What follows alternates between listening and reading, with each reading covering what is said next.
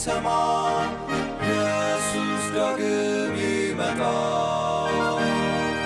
ደስ ይበለን እንዘምር ኢየሱስ ዳግም ይመጣ።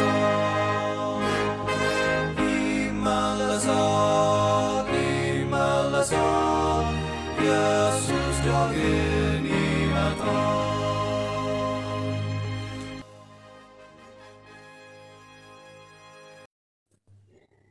እንዴት ናችሁ ውድ እግዚአብሔር ቤተሰቦች? እግዚአብሔር ይመስገን በድጋሚ ያገናኘን። ዛሬ ወደ እናንተ ይዤላችሁ የመጣሁት የእግዚአብሔር ቃል አርዕስት ከድንገተኛ አደጋ ራስን ማዳን ይላል። አላውቅም ከእናንተ ውስጥ ስንት ጊዜ ነው ህይወታችሁን ለማዳን በአስቸጋሪ ሁኔታ በአስጨናቂ ሁኔታ ያሳልፋችሁት? ሌላው ደግሞ በቃ ይህ ከባድ ነው፣ ከአቅሜ በላይ ነው ብለን ብዙ ነገሮች እግዚአብሔር ሲያድነን ሲረዳን ያየናቸው ነገሮችም አሉ አይደል? አንድ አባቴ የነገረኝን የልጅነቴን ታሪክ ልንገራችሁ። እኔ በተወለድኩበት ጊዜ አካባቢ ሀገሩ ላይ ሰላም አልነበረም። ያስፈራ ነበር። አምሽቶ ወደ ቤት መግባት አይቻልም ነበር። ረሃብም ነበረ። በቃ ችግር ነበረ። እንደገና ደግሞ ወታደሮች የሆነ ጥቆማ ከደረሳቸው በር ከፍተው ብርግድ አድርገው ገብተው ወጣት ከሆነ ይወስዳሉ፣ ለውትድርና ያሰማራሉ። ሴትም ከሆነች ወጣትም ከሆነች ይወስዳሉ፣ እዛ ሰራተኛ ትሆናለች ብለው ያስባሉ። እንደገና ደግሞ ጭምጭምጣ ከሰሙ አንዳንድ ታዳጊዎች ወጣቶች ይረብሻሉ፣ አገር ይበጠበጥ፣ ስለ ፖለቲካ ያወራሉ። የሚያስፈሩ ናቸው ተብሎ ጭምጭምታ ከተሰማ ባልታሰበ ሰዓት የሰው ቤት ገብተው ይዘዋቸው ሄዱና እስር ቤት ይጣላሉ። የሚያሳዝነው ነገር ደግሞ የተወሰዱበት ቦታ የት እንደሆነ የሞቱ ይኖሩ እንኳን አይታወቁም ነበር። አገሩ ተረብሾ ነበር፣ ሰው በመሳቀቅ ነገር ግን የዕለት ኑሮውን ያከናውን ነበር። እንግዲህ የኔም እናትና አባት በዚህ ሰቆቃ ውስጥ ሀዘን ውስጥ እየኖሩ ይወጣሉ ይገባሉ፣ የዕለት ህይወታቸውን ያከናውናሉ እንደ ማንኛውም ሰው። ነገር ግን አንድ ቀን አልቀረላቸውም። አንድ ምሽት ደረሰ፣ የፈሩት ደረሰባቸው። በራቸው ሲንኳኳ በኃይል ነበረ። እቤት ውስጥ የነበረው ትንሹም ትልቁም እንግዳውም ባገኘው ቦታ አመለጠ፣ ተደበቀ። ወታደሮቹን በጨዋታ ነበር ወደ ቤት ገብተው ፍተሻ የጀመሩት። ፍተሻ እያዩ ነገር ግን ፍተሻውን ያቋረጠ አንድ አስደናቂ ክስተት ገጠማቸው። የዛን ጊዜ እኔ በጣም ትንሽ ልጅ ነበርኩኝ። የ6 ወር ልጅ ህፃን ነበርኩኝ። አልጋ ላይ መሀሉ ላይ ጥለውኝ ሁሉም ራሱን ለማዳን አምልጠዋል። ምክንያቱም የገጠማቸው ነገር የህይወትና የሞት ጉዳይ ነበር። እያንዳንዱ ራሱን ማዳን ነበረበት። ማንም ማንንም ማዳን አይችልም ነበር። ማዳን የነበረባቸው እያንዳንዱ ራሳቸውን ብቻ ነበር። በቤታችን ውስጥ ማንም ሰው ያለ አይመስልም ነበር። ወታደሮቹ ፍተሻ ሲገቡ እኔ አልጋ ላይ ሆኜ የወታደሮቹ ጩኸት፣ ረብሻ፣ ትርምሱ በጣም እያሳቀኝ እጫወት ነበር። ወታደሮቹ በጣም ገረማቸው። ሁሉም ራሱን ለማዳን ጥለውኝ እንዳመለጡ ገባቸው። ዙሪያን ከበው ወታደሮቹ የመጡበትን ዓላማ ረስተው ከኔ ጋር ይጫወቱ ነበር። ከዛም ከወታደሮቹ አንዱ ድምፁን ከፍ አድርጎ ምናልባት አንቺ ባደግሽ ጊዜ ሁሉ ነገር ጥሩ ይሆናል ብሎ ጥሎ ወጣ። ከዛም ሁሉም ተከትለው ወጡ። ማንንም ሳይነኩ ምንም ሳያደርጉ ወጡ። አባቴም ከተደበቀበት ቦታ ሆኖ ይህንን ሁሉ ይሰማ ነበር። እያንዳንዱ ምንም አማራጭ አልነበራቸውም። እራሳቸውን በዚህ መልኩ አዳኑ። እኔንም ደግሞ በወቅቱ እግዚአብሔር አዳነኝ። እግዚአብሔርም ቤተሰቤን አዳነ። እንግዲህ ከተወለድንበት ጊዜ አንስቶ እስከምናረጅ ድረስ እግዚአብሔር ህይወታችንን ከስንት አስደናቂ ነገር ከሞት አደጋዎች ይጠብቀናል። ግን ዛሬ መገኘታችን ምክንያት በተለያዩ ጊዜያቶች ውስጥ እግዚአብሔር መላእክቶችን ልኮ ከሞት ስላዳንን ነው። እግዚአብሔር የተመሰገነ ይሁን። አሜን። አንድ ታሪክ አለ፣ ሁላችንም እናውቀዋለን። በዘፍጥረት 18 ላይ በጣም አስደናቂ ሀሳቦችን ይሰጠናል። የእግዚአብሔር ቃል ስናነበው ሁልጊዜ አዲስ ነው። እዚህ ስፍራ ላይ እንድናሰላስሉ ይጋብዘናል። በዘፍጥረት 18 20 ላይ ምን ይላል?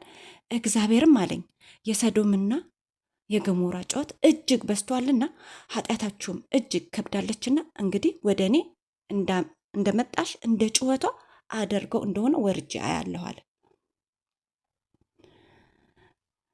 በጣም ነው የሚገርመው። እግዚአብሔር እኔ ራሴ ወርጄ አያለሁ አለ። እንግዲህ በዛ ዘመን ምድር ሙሉ ነው። እርግጠኛ ነኝ እንዳሁኑ ሙሉ ነው ምድር፣ ሰው አለ። ከዓለማችን ክፍል ግን የሰዶምና የገሞራ ሕዝብ ጩኸት የእግዚአብሔር ዙፋን ላይ ደረሰ። ግን ምንድን ነው ኃጢአታቸው? ምን ያህል ከባድ ቢሆን ነው ኃጢአታቸው? ምንድን ነው ያደረጉት? ምን ያህል የተጋነነ ቢሆን ነው? ለምን እግዚአብሔር ራሱ እኔ ወርጃ ያዋለው ኃጢአታቸው እኔ ጋር ደርሷል፣ ዙፋኔ ላይ ደርሷል አለ።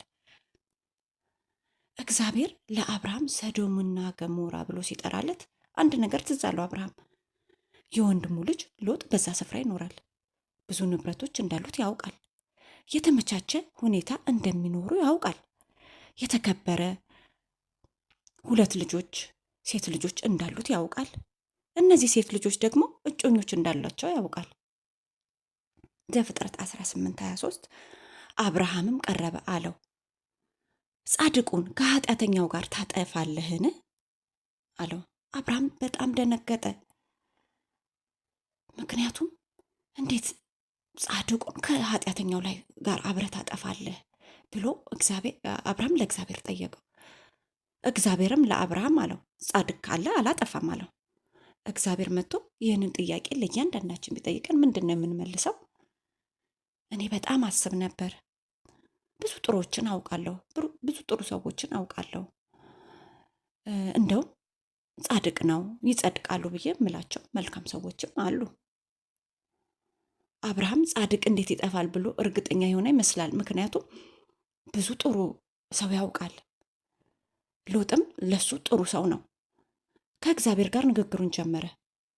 50 ጻድቅ ብታገኝስ ብሎ እግዚአብሔርን ጠየቀው። እግዚአብሔርም አላጠፋም አለው። 40 ብታገኝስ ብሎ አለው። እግዚአብሔርም 40 ባገኝ አላጠፋም አለው። እንደገና ደግሞ ጠየቀው። 30 ብታገኝስ ግን አለው። አይ 30 ባገኝም አላጠፋም አለው። 20 ጻድቅ ብታገኝስ አለው አብርሃም ለእግዚአብሔር። እግዚአብሔርም አለ አላጠፋም። በመጨረሻ አብርሃም 10 ጻድቅ ብታገኝስ አለው። እግዚአብሔርም እሺ 10 ጻድቅ ካገኘው ልፈልግ ብሎ ወደ ሰዶምና ገሞራ ሀገር ሄደ። ምክንያቱም 10 ሰው ካገኘ ሰዶምና ገሞራ እንደማትጠፋ ነገረው።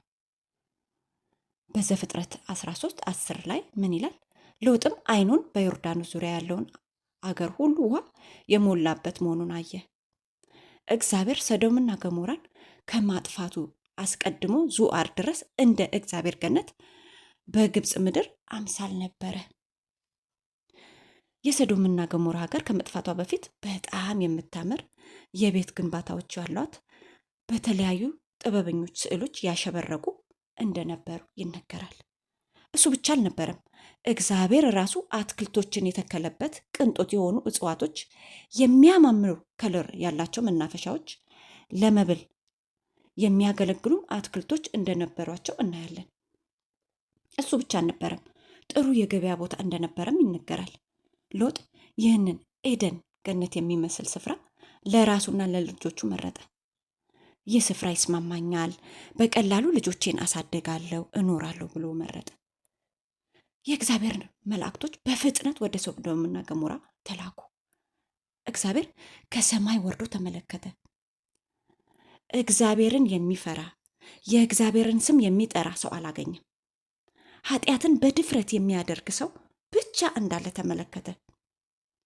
ከዛ በፍጥነት መጥፋት እንዳለበት ወሰነ። ምንም ሰው አላገኘም። ምንም ሰው። አመሻሽ ላይ ነው። ሰው ሁሉ የተለመደውን ደስታ እያጣጣመ ነው። እስኪ ያስቡት፣ ከትንሽ ሰዓት በኋላ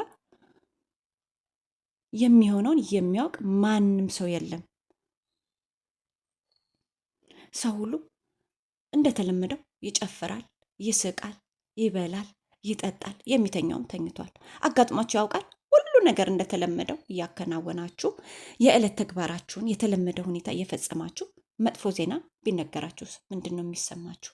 በጣም ከባድ ነው አይደል? ሁሉም ነገር ገደብ አለው። አንድ ቦታ አርፍዳችሁ ደርሳችሁ መግባት አትችሉም ተብላችሁ ታውቃላችሁ? አበቃ ከተባለ አበቃ ነው። በህይወታችሁ በጣም ትልቅ እድል በሰዓቱ ሳትደርሱ አምልጧችሁ ያውቃል? በቃ በሩ ተዘግቷል፣ ረፍዷል ተብላችሁ ታውቃላችሁ? ለሰዶምና ለገሞራ ሀገርም የነበረው ይሄ ነበር። አበቃ፣ ረፈደ፣ አለቀ ተባሉ። የኃጢአታቸው ጩኸት ሰማይ ደረሰ። ዘፍጥረት 19 ከ12 እስከ 13 ሁለቱም ሰዎች ሎጥን አሉት፣ ከዚህ ሌላ ማን አለ? አማችም ቢሆን ወንድ ልጅም ቢሆን ሴት ልጅም ቢሆን ከተማይቱ ላይ ያለም ሰው ቢሆን ከዚህ ስፍራ አስወጣቸው። መላእክቶቹ ነገሩት፣ ማን ያለው? ያለህን ሰው ሁሉ አስወጣ ከዚህ ከተማዋ ልትጠፋ ነው አሉት። እርግጠኛ ነኝ ሎጥ ይህንን ሲሰማ በጣም ነው የደነገጠው፣ የተርበተበተው። እንዴ ያ ሁሉ ንብረት፣ ያ ሁሉ የሀገር ውበት፣ ያ ሁሉ ምቾት ጥሎ መሄድ፣ በዛ ላይ ደግሞ ወዴት እንደሚሄድ እንኳን ምን እንደሚገጥመው እንኳን አያውቅም ነበር። ሎጥ እኮ ልክ እዚህ እንዳለ ነው፣ እንዳንዱ ነው። የተሻለ ህይወት ከቤተሰቦቻችን ጋር ለመኖር አንድ ቦታ እንመርጣለን። ሎጥ የተሻለ ህይወት ከቤተሰቦቹ ጋር ለመኖር ብሎ ሰዶምና ገሞራን መረጠ። ይመቻል፣ ያምራል፣ የተሻለ ህይወት አለው ሰዶምና ገሞራ። ግን አሁን እራሱን ማዳን አለበት። ምክንያቱም ገደቡ አለቀ። ምንም አይነት አማራጭ የለም። ቤተሰቦቹም እሱም ሊጠፉ ነው። እራሱን ማዳን ብቻ ነው ያለበት። ማንም ማንንም ማዳን አይችልም። እዚህ ጋር የሚጠይቀው ትእዛዙን ተቀብሎ ራስን ማዳን ብቻ ነው። ሎጥ ግን ራሱን ብቻውን ማዳን አልቻለም። ሎጥ ምን ያህል አስጨናቂ ሁኔታ ውስጥ እያለፈ እንደሆነ እያየን ነው። አንዳንድ ጊዜ ተሰምቶን ያውቃል? እንዴት ብቻዬን እድናለሁ? ልጄስ፣ አባቴስ፣ ያለ ቤተሰቦቼስ ምን አይነት ደህንነት ነው ያለው? ምን አይነት ሰማይ ነው ያለው? ጎረቤቴስ፣ እምወዳት እማፈቅራት ጓደኞቼስ እንዴት ብቻዬን ሰማይ እሄዳለሁ ብለን አስበን እናውቃለን? በዘፍጥረት 19 ከ14 እስከ 16 ሎጥም ወጣ፣ ልጆችን ለሚያገቡት ለአማቾቹ ነገራቸው። አላቸው፣ ተነሱ፣ ከዚህ ስፍራ ውጡ፣ እግዚአብሔር እችን ከተማ ያጠፋልና። ለአማቾቹ ግን የሚያፌዝባቸው መሰላቸው። በጣም እርግጠኛ ነኝ ሎጥ አማቾቹን ብቻ አይደለም የጠየቀው፣ ያገኘውን ሰው ይህ ሀገር ሊጠፋ ነው፣ ውጡ፣ ከዚህ ስፍራ ውጡ እያለ ላገኘው ሰው እንደነገረ ይሰማኛል። ግን አሾፉበት፣ ቀለዱበት፣ ሳቁበት። እግዚአብሔር ግን እንዴት አዛኝ ነው! ለሰው ልጅ እንዴት ትልቅ እድል ይሰጣል ወገኖቼ።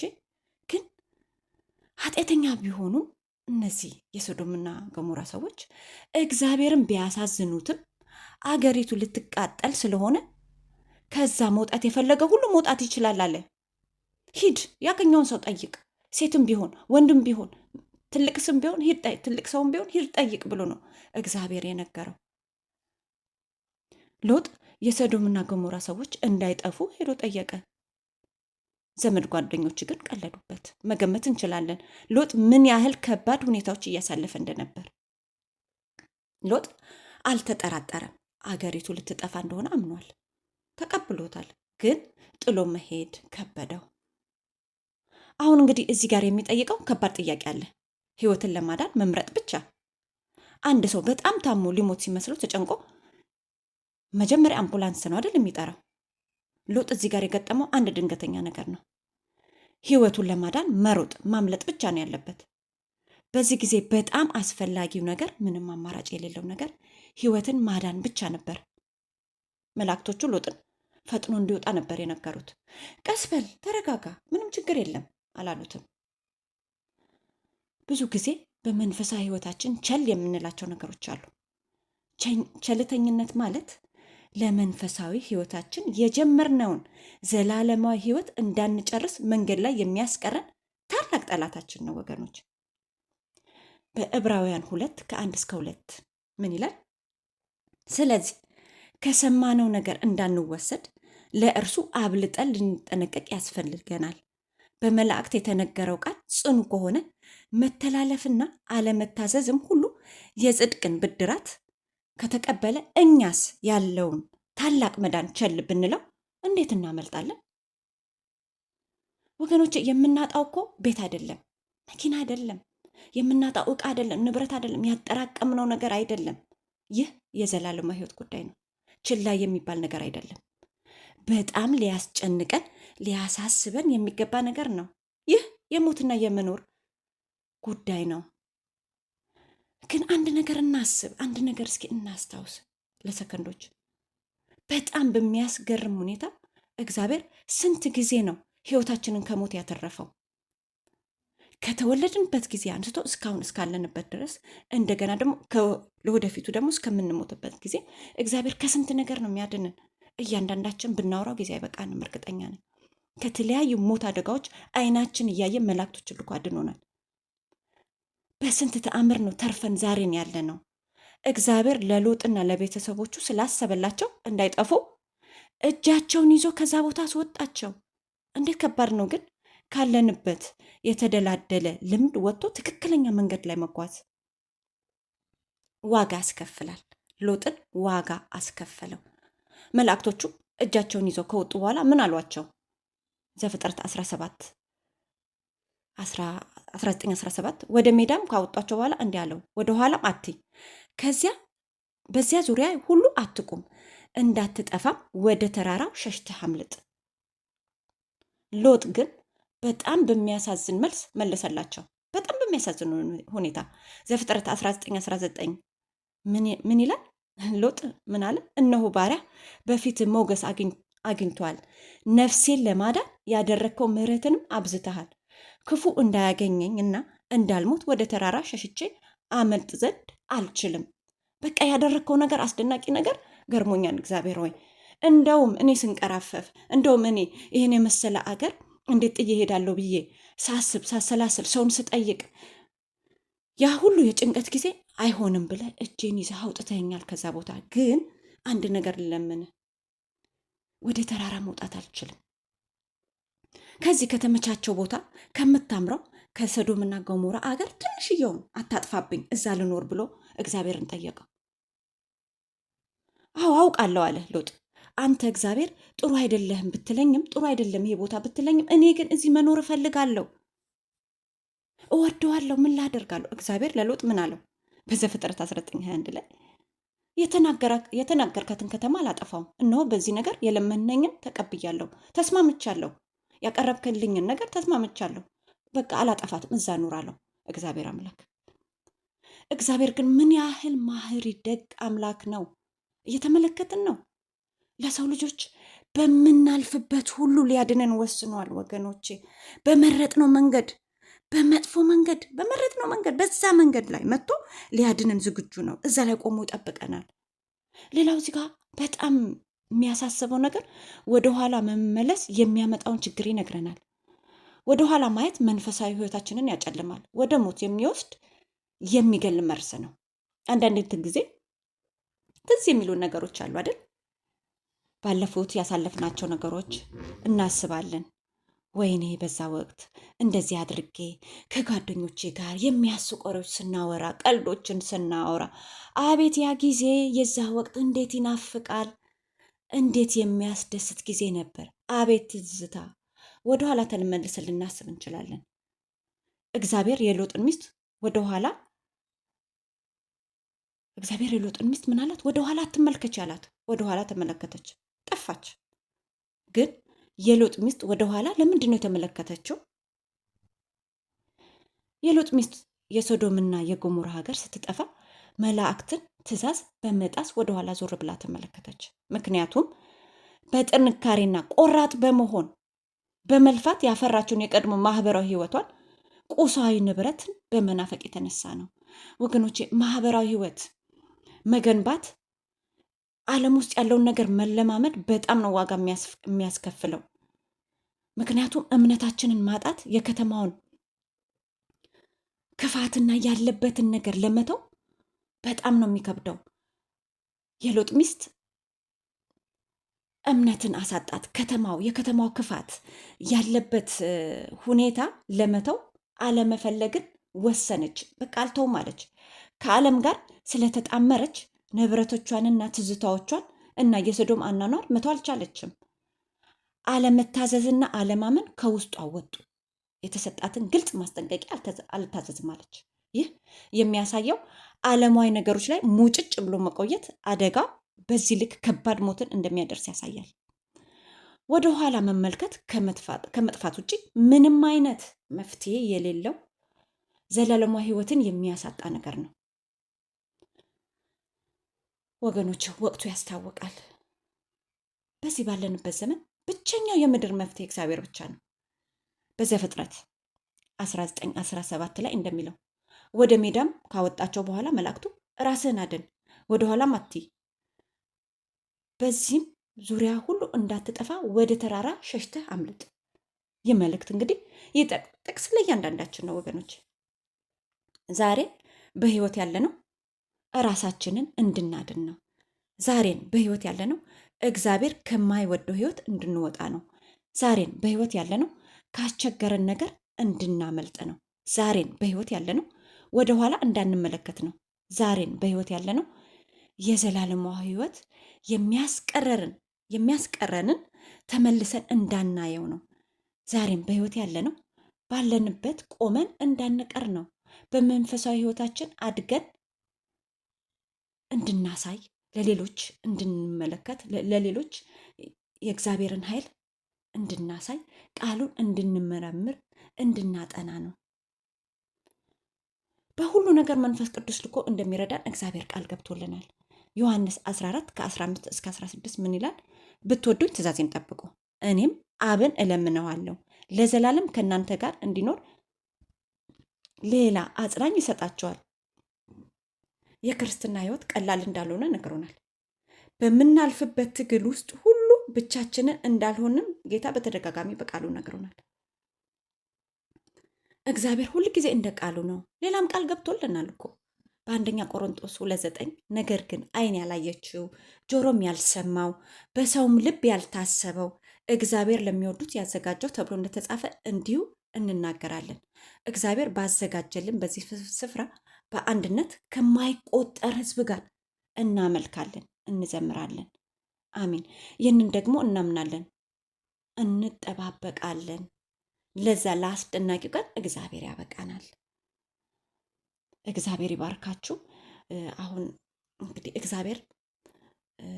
በእግዚአብሔር መንገድ እሄዳለሁ፣ ራሴን ማዳን እፈልጋለሁ፣ ዘመዶቼን ማዳን እፈልጋለሁ፣ ቤተሰቤን ማዳን እፈልጋለሁ የምንል ካለን አብረን እንጸልይ። በሰማይና በምድር ከፍ ከፍ ብለህ ያለህ እግዚአብሔር ፈጣሪ አምላክ ሆይ እናመሰግንሃለን፣ እናከብረሃለን። ጌታ ሆይ ስላኖርከን፣ ህይወት ስለሰጠህን፣ ስለፈጠርከን፣ እዚህ ምድር ላይ ስላኖርከን እናመሰግንሃለን። ዘላለማዊ ህይወትን ስለሰጠህን፣ እንደገናም ደግሞ ጌታ ሆይ ከሞት በኋላ ህይወት እንዳለ ስላስረዳህን እናከብረሃለን። አሁንም ደግሞ ጌታ ሆይ ወገኖችህ፣ ልጆችህ፣ ያንተን ልጆች ጌታ ሆይ ራሳቸውን ማዳን ይፈልጋሉ፣ ካሉበት አስቀያሚ ህይወት መውጣት ይፈልጋሉ። እንደገና ደግሞ ራሳቸው ድነው ቤተሰብ ማዳን ይፈልጋሉ፣ ጓደኞቻቸው ማዳን ይፈልጋሉ፣ በስራ ቦታቸው ማዳን ይፈልጋሉ። በትምህርት ቤትም ደግሞ ወጣቶች ጓደኞቻቸው ማዳን ይፈልጋሉ። እባክህን እርዳቸው ጌታ ሆይ፣ አብረሃቸው ሁን።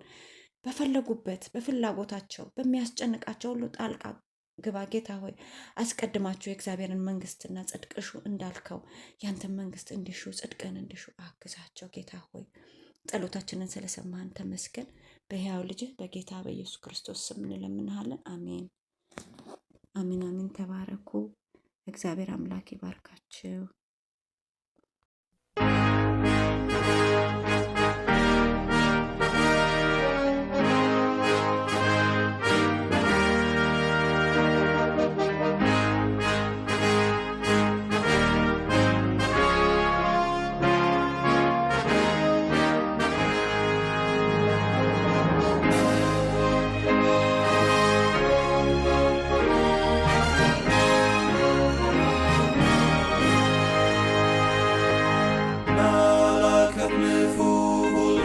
ሲሰማ ኢየሱስ ዳግም ይመጣል።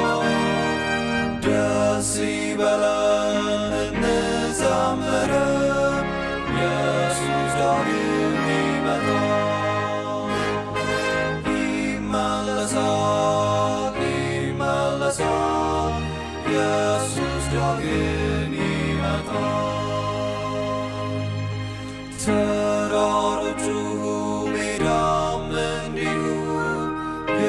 ኢየሱስ ዳግም ይመጣል። ኢየሱስ ይመጣል በክብር ዙፋን። ኢየሱስ ዳግም ይመጣል።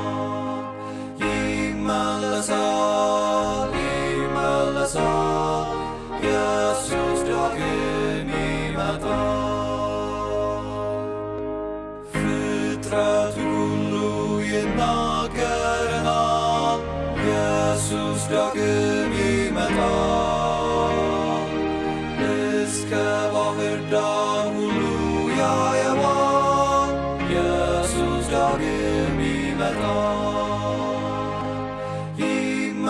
ይመለሳል፣ ይመለሳል። ኢየሱስ ዳግም ይመጣል። የምድር መናወጥ ለሰዎች ይላል። ኢየሱስ ዳግም ይመጣል። አውሎ ነፋስም ያስታውቀናል። ኢየሱስ ዳግም ይመጣል። ይመለሳል፣ ይመለሳል። ኢየሱስ ዳግም ይመጣል። ሕዝብም ይቆጣል፣ በዚህ ይታወቃል። ኢየሱስ ዳግም ይመጣል። ሕዝብ ይራወጣል፣ እውቀት ይበዛል። ኢየሱስ ዳግም ይመጣል።